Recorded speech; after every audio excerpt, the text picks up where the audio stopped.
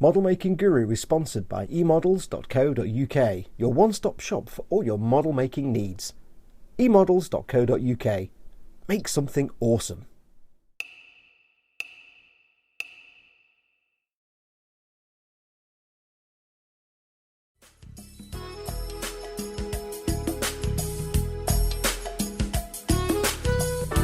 Hey everyone, it's Foxx from Model Making Guru here. Hello and welcome to part 4 of our build of the HG Buster Gundam Airbrush Free Edition. Now, if you remember in the last episode, I'm just cleaning my brush off. If you remember in the last episode, we finished the actual mobile suit. And all that remains to do now is the weapons. And we have the weapon here. These have already been glued together and the seams have been filled. And we primed them in Chaos Black Rattle Can Primer, the Citadel stuff. And all we need to do now is get these puppies painted. And this should be a fairly straightforward and quick job, so this won't be a long video. First paint we're going to do is some lead belcher. And I have here in my wet palette of wet palletings, I have some lead belcher taken straight from the pot. I don't need to thin this because it's going to be just about the right consistency. I'm going to use my large base brush. And what we're going to do is we're going to get some of the paint on the brush. There should be enough moisture in your wet palette that you don't need to thin this, but just do a little bit of mixing like that just to make sure you get a good brush full. And all we're going to do is brush this on like we did with the rest of the model to try and get as smooth a coat as possible. And I found I seem to get the best smooth coats with this base brush. If you use a round brush like a normal brush, you don't always get such a smooth coat. Oh look, and our neighbour's dog is barking. I've discovered we have 2 barky dogs in our neighbourhood. Deep joy. The one you can hear possibly, you might not be able to hear it, but the one you can hear at the moment is the one with the dumbass bark. It's got this woo bark that's just dumb. It's not even a proper bark and it just annoys me. I just shouted at it in the garden a minute ago. And my neighbour, who's the other one with the other dog that barks, probably heard me just shouting, "For God's sake, shut your dog up." And then he kind of quietly went inside. Yeah, he may have got the hint about his own dog there. But this is what we're going to do. We're going to brush this all on. I'm going with this brush because I want a nice smooth coat. If you get any obvious brush marks, you can just, for a few moments, you can just work it. Work it, baby, work it. You can just work it to try and smooth those out. But I have found the smoothest coats come from this flat base brush, or a similar brush. And I'll probably need to do 2 coats because, as you can see, it's a little bit patchy. There's some black showing through. So I'll go off and get the weapons done with this first base coat. And then we'll come on to the next step. So I'll just crack on. Painting. Where am I? Let's do this end. Okay, so these have all now dried, and as you can see, it's looking nice and metallic-y. I have found with metallic paint, it's just personally myself, if you're using a flat brush and squishing the paint on thinly, it does tend to give a more smoother metallic-y finish. It's not perfect, again, it's not airbrush quality, because it never will be, you're brushing it. But it just gives you that much nicer sort of metallic feel rather than being all speckly and particly like it would be if you just brushed it on with a normal brush quite thickly. So yeah, use it thin, a couple of layers, and use your flat brush. Now, what's the next step? The next step is I have some Castellan green in my little wet palette. I'm going to use 2 brushes. The large base brush again, and we're going to use the medium shade brush just for any hard to get to areas. And all we're going to do is exactly the same. We're quite simply going to take the paint here, see, over to the side. Again, I'm not thinning the paint, I'm just taking it straight off the wet palette. There's enough moisture in the wet palette to do what I need it to do. And we're just going to do these bits here. This is why you can see how I've gone messy with the metallic paint. It's because my plan is these bits will be green.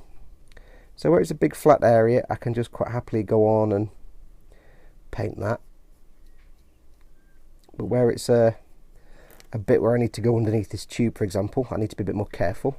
So what I'll do there is I will use the smaller brush and I'll just paint this bit green again. As before, I'll probably need, I hate to say this because I sound like Duncan, 2 thin coats because you'll see the primer through the paint at first. So don't be afraid to use 2 thin coats, but as always, go thinly and go with your flat brush.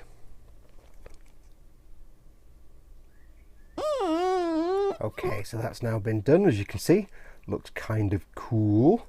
There's not 100% neat on these lines here, on these edges, but that's not a problem because I'm about to show you something awesome. which we're going to do to this. It would be a shame to do a lot of my normal techniques and lose this nice metallic sheen, so I'm not going to matte varnish this. So I'm going to show you how to do a magic wash, which my very good friend Ant from Bashing Kits demonstrated, and I'm totally ripping it off. A magic wash is basically combining a wash and a gloss varnish at the same time. How do you do it? Dead easy. You take yourself some Pledge Future Floor Polish 2 times more shine. 2 times more shine.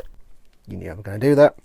So I'm going to take some of this, oops, into a little container or cup of some sort. Should be more than enough. Now, what we're going to do with this, what we're going to do, and I've no idea if this will work, I've never tried it, is mix in some Agrax Earthshade. I've tried it with other things, but I've never tried it with Agrax Earthshade. So what we're going to do is we're going to get ourselves, no, in fact no, I was going to get a brush, but we're not. We're just going to pour a little tiny bit in, best I can. This is going to go horribly wrong. So pour a little bit in. That'll do. Going to give it a darn good stirry.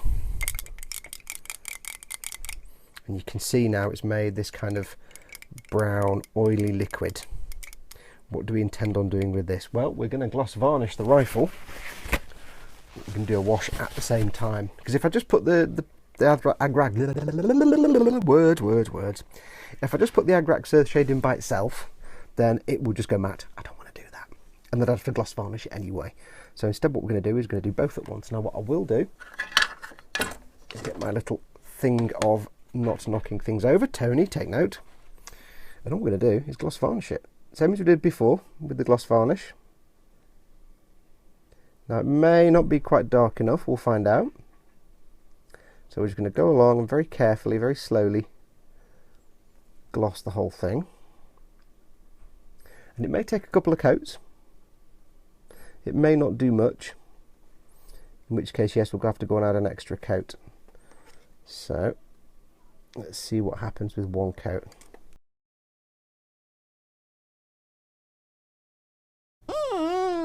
Okie dokie, so this is one of those times that you get to realise, and I get to show you, that sometimes when I do stuff it doesn't always work. Yeah, I'm no professional, not everything I do is perfect. I make mistakes so you don't have to, as Tony would say. Magic wash is done, it's dried. Didn't come out quite as dark as I'd hoped, even though I put a load of Agrax Earthshade into the gloss varnish, and I did apply it on quite thickly. It's come out a bit pants really. The gloss finish is not brilliant, and it's not exactly lovely and smooth, and that's the trick with brushing a gloss varnish like I did on the mobile suit. Sometimes it works brilliantly, it looks like you've airbrushed it, sometimes not so much. So not everything I do comes out perfect. So what are we going to do? Well, we're going to change angle a little bit, and we're going to try and bring this back to looking awesome. So what we're going to do is, we've still got it here, we're going to take our null oil, get it the right way around here. Take our Nuln oil, give it a good shake, and what we're going to do is not worry too much about keeping the shiny bit shiny. We're just going to go ahead and Nuln oil the whole thing, because we need to get the darkness in there. So we're going to focus more on the green parts, do it on camera, focus more on the green parts, more on here, but we're going to do it everywhere. Now, if you know from before, Nuln oil will make everything go matte, but that's fine. We can bring the shine back to the metal parts. Just need to be careful brushing it around so that I make sure I'm not letting it pool up anywhere, build up in any excess. So when you paint it on, do keep an eye on it. If it starts to pool up everywhere, just take a dry brush and wick off the excess. So just need to get the whole weapon done now, and then we'll take it from there. Okay, so you can see now the Nuln oil is dried, and it's still got a little bit of shine showing through, but it's kind of matted it down. It has done a lot to hide some of the tide marks from the magic wash. There's still one there, you can see it, but again, I'm not too bothered about that. But it's darkened everything down, gone into all the recesses, and what I may do once I've finished everything else is go back in with a bit more neat Nuln oil just into some of the properly recessed areas, just to really darken them up, like here on the end. So what's the next step? Next step is to give this some life. We're going to go back to our Castellan green, which is really dark and you can't see that. And we're going to dry brush. You know we're going to dry brush. It's dry brushing time. So I'm going to get some Castellan green on the brush. I'm using my small dry brush. As always, I'm going to get lots of it off on the tissue, which I'm just doing off camera, because we don't need a lot. So I'm just taking most of it off. And then we're just going to go over the edges here, and hopefully this is lit enough. It looks really dark on the screen there, but... And this is just to bring back a little bit of life to it. Just a touch here and there. Just around the edges. Be careful, because I don't want to necessarily get it on the metallic parts, because that will kind of suck. And it's not really visible, you can't really see too much, but your eye will pick up on the fact there's a ever so slightly lighter edge. Okay, so the next step, you can see it's not made a massive difference, but it has lightened a little bit. But the next step is to go even further with another colour, and for this we're going to use Death World Forest. Death World, I mean, it's a terrible name for a planet. Imagine that. Hello dear, we're going to move house. So they decided we're going to move house. We need to move somewhere new. Oh really dear, where are we going to go? Well, I fancy moving to Death World. About that. Do you think there might be a reason we don't not want to move there? No, it'll be fine. We'll be frolicking and gambling in the fields and fluffy animals, and yeah, I don't see that ending well. So anyway, let's go on. This is Death World Forest. It's a lighter green shade, and again, exactly, it was tone, I should say. Shade is a paint, not a shade. And this is exactly the same, but we're going to go even lighter if we can, because we really just want to pick out just the edges. If we can avoid colouring the whole thing, that will be brilliant. So we're just going to carefully go around and pick out the edges.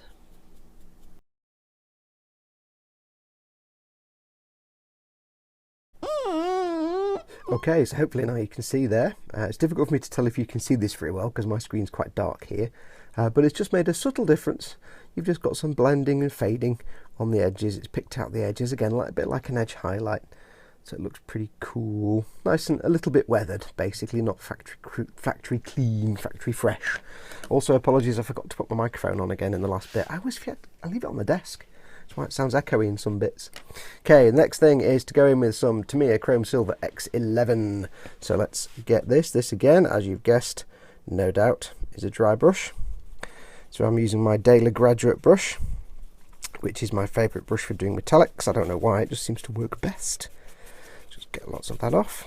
And all we're going to do here is go over the silver parts of the weapon. And we're not just going to do an edge highlight here, we're going to get more paint off the brush. We're going to do an all over dry brush because we want to lighten it back a little bit, and the chrome silver will also bring back some of a little bit of the shine. So although we're going to pick out the edges first, we also want to do some blending on these dark areas just to give them some life. Now we're not going to make them all shiny, we want to make it a little bit sort of patchy and faded here and there, because you want to suggest use and wear and tear. So we'll just kind of play it by ear. My philosophy is always that, you know, go and look at a metal bar like on a piece of street furniture, and you'll always see, so for example it's a dark colour, it'll be dark and dirty looking where it's not touched, but where it's touched it'll kind of go brighter and cleaner, because regular contact wears the stuff away, so it looks a bit more shiny.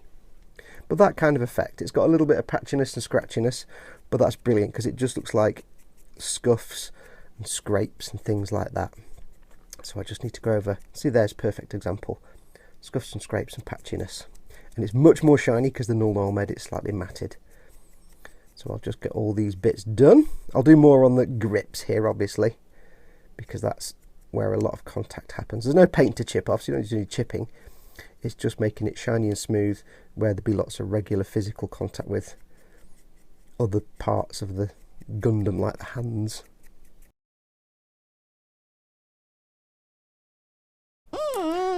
Okay, with the chrome silver now dried, you can see it looks much more metally. Maybe not like a weapon metal. It's probably a bit too bright and shiny for that. Should be more dark. But it looks like a metal, and I'm happy with that. So there's only one last thing left to do, and that is go back in with the Nuln oil, like I said we would a minute ago. And all we're going to do is we're going to just basically get less on the brush. I'm going to touch it in some of these recessed areas, just to fill these in a bit more, just to make them look darker. Just gives it some variation.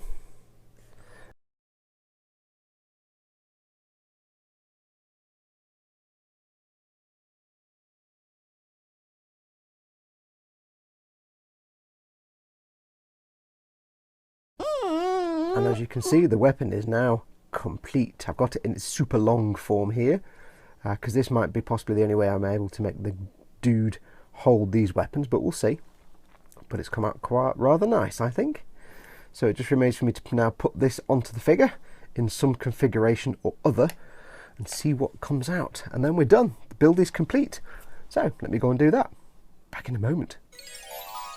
And as he comes around, you can see we are now build complete. I'm really pleased with how those weapons came out. I'm really pleased with how the whole kit's come out. I've spoken about the mobile suit in the last episode, but I'm really chuffed with this. It's a sweet little kit. I'm really happy with the metallics on here. When you don't know if you'll see on camera, but as they pick up the light, they just glint, and it has that slightly dirty metal look. I know it's not accurate for a weapon, but I don't mind. I don't mind. Let's just say they're steel or something similar. I know weapons are traditionally darker, but it's all just made up nonsense. So yes, I am really pleased with how this has come out. I tried posing the weapons in the arms, either separately or as the big, long, big-ass weapon. But because of the paint that I got inside the attachment points for the arms, unfortunately, I can't rotate them to do that. So, okay, they're permanently attached to his backpack. It's not the end of the world. It still looks cool. So this is it. It's all done. I've had an absolute blast doing it. And like I said in the last video, if you've not got an airbrush, you don't ever intend to get an airbrush, if you're a bit scared by airbrushing, you've never done it and you don't want to, you know, you're just starting out and you're happy to brush paint for now, or even if you've got an airbrush and you want to try something different, give a brush paint job a go. It is really good fun. It's a lot more relaxing than using an airbrush. You don't have all the hassle of cleaning and masking and all that kind of nonsense. All the downtime cleaning your airbrush out. I know it's not much, but it's still a pain in the bum. I can only speak to the Citadel paints because that's all I've actually used for brush painting, and I've absolutely adored them. As long as you keep them thinned, absolutely make yourself a wet palette. Go onto my video channel, look in the playlists, as in the how-to playlist. There is a how to make a wet palette video in there. Literally take you like 10 minutes. But absolutely make a wet palette. It really, really helped me get this nice smooth finish from these paints.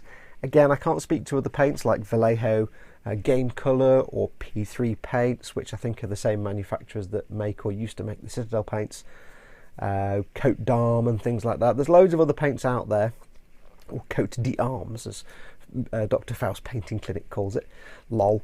There's loads of other paints out there, and they're all probably really good. I've only ever tried the Citadel now, so I can speak to those, but just thin your paints. If they're water-based, get yourself a wet palette, you'll be fine. You have a great time. Do use a small flat brush for the base colours. I've found that gives me the best finish rather than a normal rounded or pointy brush. And just have a blast with it. I absolutely adore using the shades. They make life so much easier. So yeah, I'll be doing a lot more with Citadel paints going forward.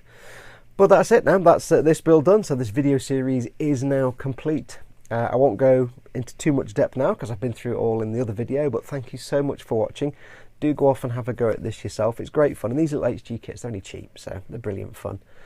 Bigger kits, brush painting might not be the best solution. Master grade, maybe.